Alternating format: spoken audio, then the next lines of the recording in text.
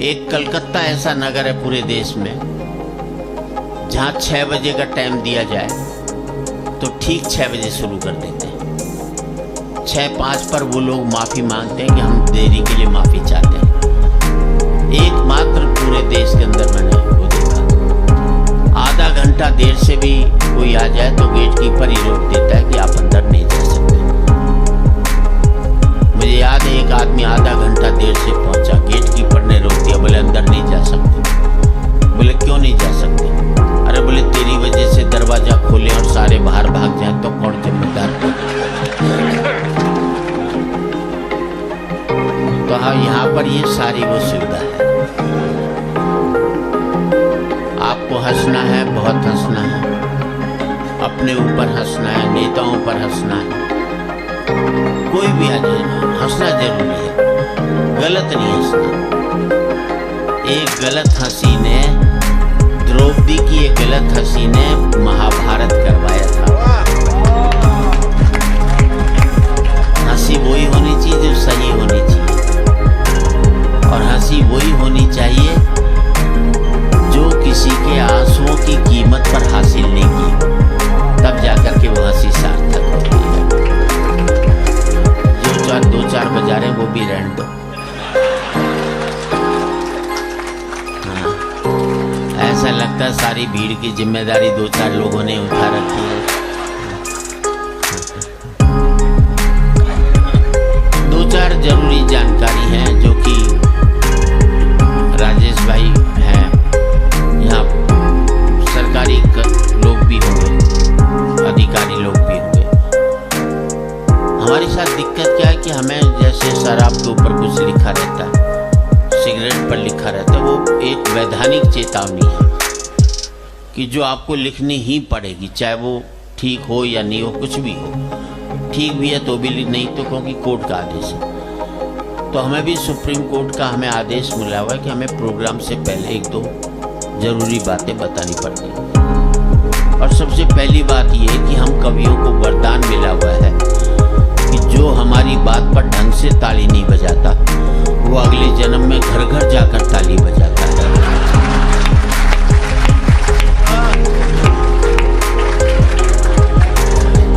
तो इसलिए हम पहले से ही बता देते हैं कि हमारा कहानी सुप्रीम कोर्ट ने कहा है कि आपको ये बोलना पड़ेगा।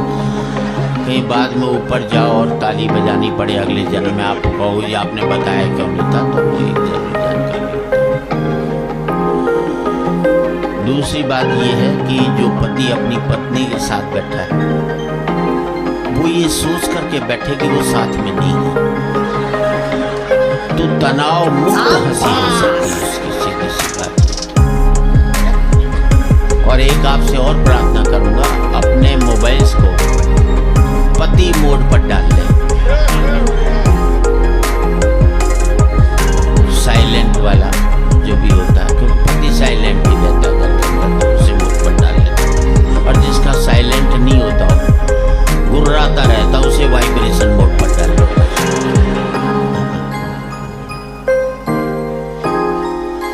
इतनी संख्या में बच्चे बैठे हैं, उनको भी मैं प्रणाम करता हूँ। अपने बच्चे अपने पास रखें, बच्चे देश का भविष्य हैं, पर हमारा वर्तमान चौपट नहीं करें। मैं इस बात का ध्यान रखूं। कार्यक्रम कब तक चला ये महत्वपूर्ण नहीं है, कार्यक्रम कैसा चला ये महत्वपूर्ण है। बेवजह की 90 साल की जिंदगी जीने से बेहतर है सार्थक 40 साल की विवेकानंद की जिंदगी को। उस पर हमारा है चेतन, जो भी है, जो लोग हमें लेकर आए थे वो गायब हो गए यहाँ से। संजय निकल गया ना, है मुझे मालूम है। अच्छा, बीच में बैठ गया ताकि किसी को बाद में मुंह दिखाने लायक नहीं है। जो भी आदमी गलत काम करता ना, पब्लिकली नहीं कर सकता, किसी बात अपने आप चुपचाप बैठा है। जो भी कुछ गलत हो आप उससे निपटे, और जिस मन से आपने किया है ये आपका आखिरी कार्यक्रम बताया कि लोग हंसते हुए अपने घर जाएं। जिंदगी जिंदगी में कभी भी एक बात याद रखना, लीडर चुनाव हारता है, वर्कर कभी भी चुनाव नहीं हारता। बड़े बड़े लीडर चुनाव हार जाएंगे, लेकिन जो वर्कर रहता है वो कभी चुनाव नहीं हारता। हाँ, वर्कर खड़ा ही नहीं होता, वर्कर खड़ा ही नहीं होता।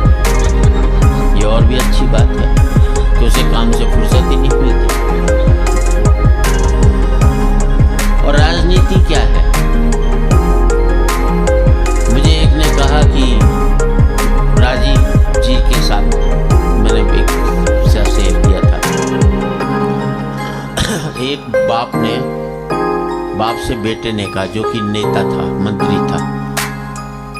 बेटा बोले, छोटा था बेटा, 8-9 साल का, बोले पिताजी मैं राजनीति में जाना चाहता हूँ, कोई शिक्षा दे दो।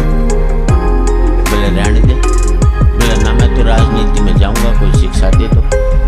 नहीं माना बेटा, जिद पर अड़ गया। तो बाप ने कहा पहले मंजिल पे चढ़ जा।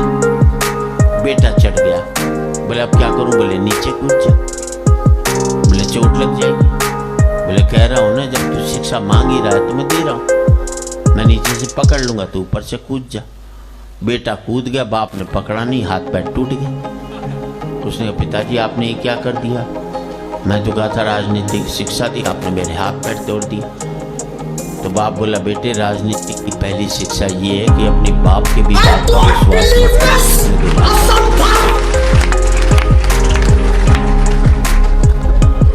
राजनीति पर कुछ कह दे तो बुरा मत मानना, क्योंकि मुझे याद है सन 55 में एक कवि सम्मेलन हुआ था लाल किले में, जहाँ लगातार होता रहता है। हर साल का एक सबसे बड़ा कवि सम्मेलन होता है देश का। उसमें मुख्य अतिथि थे पंडित जवाहरलाल नेहरू, और उसकी अध्यक्षता कर रहे थे महाकवि दिनकर। जब मंच की सीढ़ियों पर नेहरू जी चढ़ने लगे, एक सीढ़ी पर उनके पांव लड़खड़ाए गिरने को हुए। पीछे दिनकर जी थे, उन्होंने संभाल लिया। तो नेहरू जी ने दिनकर जी से कहा, दिनकर जी आपका बहुत बहुत धन्यवाद, मैं थोड़ा लड़खड़ा गया था, आपने संभाल लिया। तो दोस्तों, दिनकर जी ने जवाब दिया, नेहरू जी इसमें धन्यवाद देने की कोई खास बात नहीं है। जब भी इस देश की राजनीति लड़खड़ाएगी तो साहित्य उसे संभालता रहेगा। अगर कोई बात हम ऐसी कह दें तो ये मत समझ लेना हम आपको घायल करने की दृष्टि से कह रहे हैं, हम आपको सजग करने की दृष्टि से कह रहे हैं। और ये सजगता हर समय चलती रहनी चाहिए। ये 2-4 कूलर चला रखे आपने कुछ विशेष लोगों के लिए, मतलब कवियों को तो कुछ नहीं। तो इस तरह से भी अपमान होता कवियों का, ऐसी बात है। ये इनडायरेक्ट अपमान है। जैसे हम कविता पढ़े, सामने वाले की फोटो खींच, हो गया काम। अब ये कर रहा है ना, ये इनडायरेक्ट अपन। ये भी क्या करे, जहाँ से पेमेंट मिलनी है वहीं सी की खींचेगा, हमारी का है। इसका इकोनॉमिक्स है इसमें। चला गया कोई किसी का। अच्छा, इन फोटोग्राफरों की एक ही देखो, जितनी भी फोटो खींचेंगे, वरमाला की सारी फोटो ये बिगाड़ते हैं। वरमाला में लड़का लड़की के गले में हाथ डालता है, होना चाहिए एक दूसरे को देख कर डाले। ये कहते हैं नहीं मेरी तरफ देख। हाँ, अब यूं डालेंगे, वो फोटोग्राफर खड़ा, लड़का लड़की की तरफ नहीं देखता, उसे फोटोग्राफर की तरफ। जैसे यहाँ भी हमने बुके दिया तो उसने मुझे थोड़ी देखा,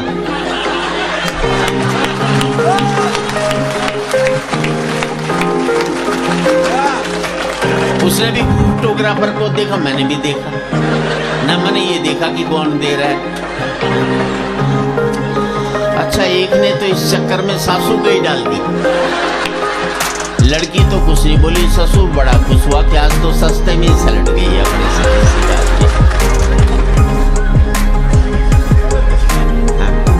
मंच में हमारे सबसे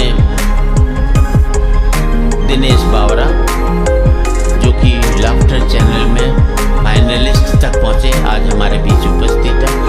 बहुत अच्छे कवि हैं, बहुत ये हैं मंच पर सबसे ज़्यादा उम्र का कवि। हंसने की बात नहीं, मैं बची हुई उम्र की बात करता हूँ, खर्ची हुई उम्र की बात नहीं करता। संपत्ति वो नहीं होती जो आपने खर्च कर ली, संपत्ति वो होती जो आपकी बची हुई है। बची हुई उम्र की संपत्ति इसके पास सबसे ज्यादा है। उसके बाद में देश का वो ओजस्वी कवि जो कहीं कारगिल युद्ध में, जितने दिन कारगिल युद्ध रहा वहाँ बॉर्डर के ऊपर जो जवान घायल होते थे उनके इलाज के लिए यह आदमी मौजूद रहा। और बहुत बड़े डॉक्टर हैं और एक हॉस्पिटल में डायरेक्टर जनरल हैं आपके बड़ौदा के एक हॉस्पिटल में, जो कि बहुत एक समाज सेवा का काम करता है। हम उनका अभिवादन करते हैं। और देश में वीर रस का कवि इससे बेहतर कोई भी नहीं होगा, मैं समझता हूँ आज की तारीख में ये बेहतर है। कद देख लो आप इनका, वैसे लंबे कद वालों ने कोई ज्यादा तीर नहीं मार लिया। मुझे याद है एक लंबे कद वाला सब्जी वाले के पास गया, बोले नींबू क्या भाव दिए? उसने कहा बैठ कर देख सकते हैं।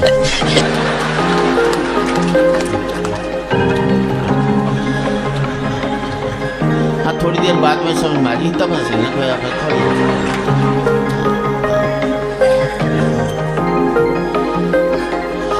उसके बाद देश का वो कवि, मैं समझता हूँ एकमात्र मंच पर ऐसा कवि है जिसका नाम Guinness book of world record में दर्ज है,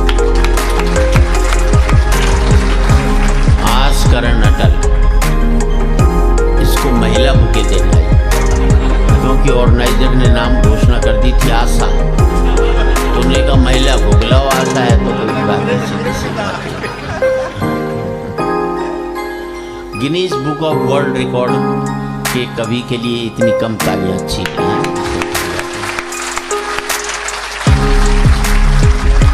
Guinness book of world record में ये इसलिए आया कि इन्होंने एक फिल्म बनाई थी, वो संसार की एकमात्र फिल्म ऐसी थी जो इसी ने बनाई और इसी ने देखी,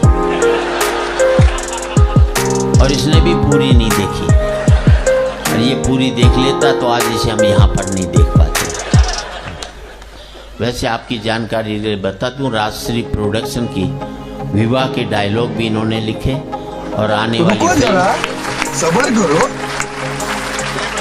प्रेम रतन धन पायो जिसमें सलमान खान द्वारा अभिनीत है, उसके भी डायलॉग आस्करण अटल वहां पर लिख रहे हैं।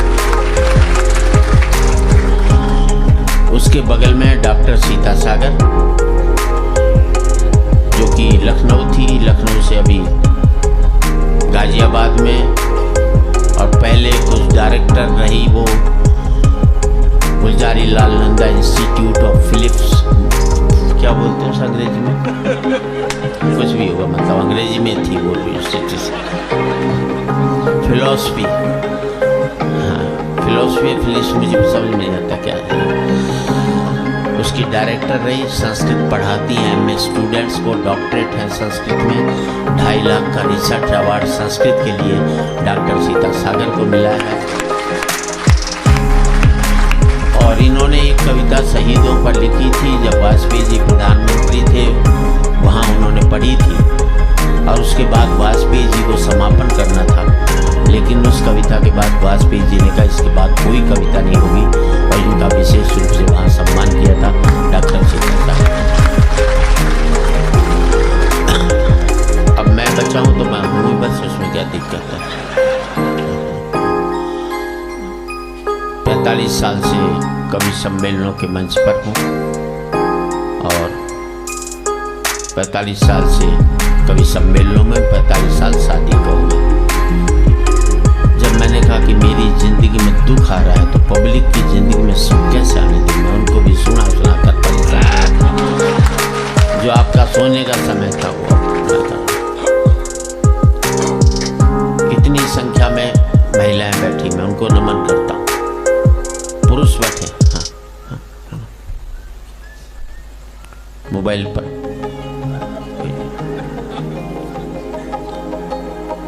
एक बात बता दूं मैं आपको, महिलाओं पर अत्याचार हुए, लेकिन पुरुषों पर भी कम नहीं हुए। हम बेचारे बोल नहीं पाते, ये बोल पाती, हम नहीं बोल पाते, बस सीधी सी बात है। पति कह लो, बेचारा कह लो, ये पर्यायवाची शब्द है।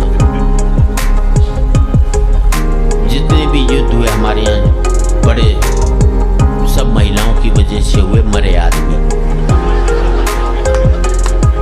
अब महाभारत द्रौपदी जी की वजह से हुआ, मरे आदमी। एक लुगाई के खरोच नहीं आई उसमें।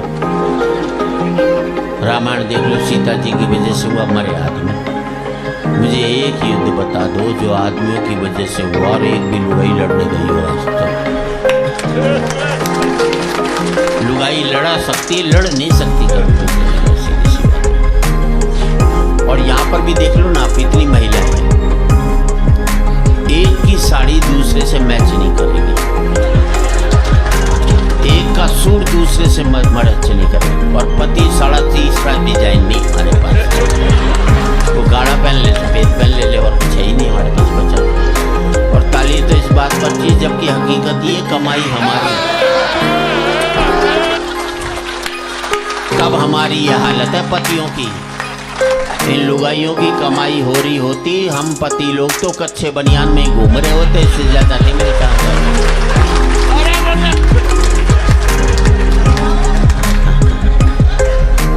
तो ये एक मस्त है। लीजिए, इस कवि सम्मेलन की हम शानदार शुरुआत करते हैं। माँ सरस्वती को नमन करता हूँ, विद्यादायिनी को नमन करता हूँ, और यही कहना चाहता हूँ, हम लोगों की कविताएं गंदगी पर लिखी जाएं, लेकिन लेखनी से गंदगी कभी भी नहीं निकले। भाई मजा आया।